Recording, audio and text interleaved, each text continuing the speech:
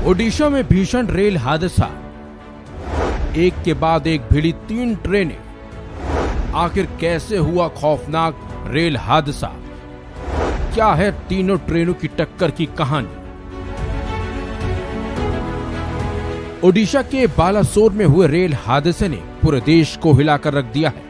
इस दर्दनाक हादसे में 280 से ज्यादा लोगों की जान चली जाने की खबर भी सामने आई है। इस हादसे के बाद हर किसी के जहन में एक सवाल ये उठ रहा है कि आखिर तीनों ट्रेनें आपस में कैसे टकरा सकती हैं, और तीनों ट्रेनें आपस में टकराई तो कैसे टकराई? इन सवालों का जवाब हर कोई तलाश रहा है।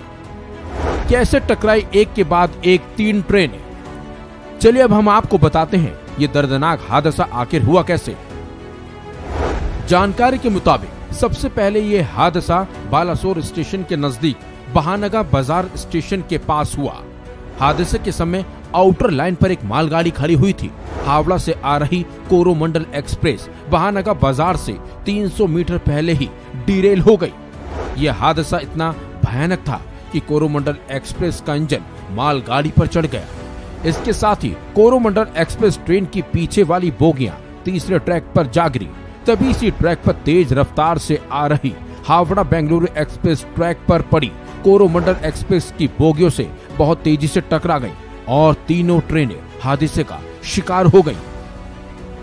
क्या रही हादसे की स्थिति? हादसे को लेकर दी गई प्रेस रिलीज में सामने आया है कि कोरोमंडल एक्सप्रेस के कोच B2 से B9 तक के कोच पलट गए थे।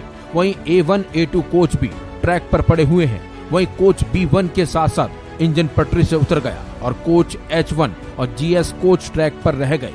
यानी कोरोमंडल एक्सप्रेस में जान जाने वालों की संख्या और भी बढ़ सकती है। बेंगलुरु हावड़ा के इतने कोच क्षतिग्रस्त। वहीं बेंगलुरु हावड़ा मेल का एक GS कोच क्षतिग्रस्त हो गया था। इसके साथ ही पीछे की ओर का GS कोच और 2 बोगियां पटरी से उतरकर पलट गईं। वहीं कोच A1 से इंजन तक की बोगी ट्रैक पर पड़ी हुई हैं।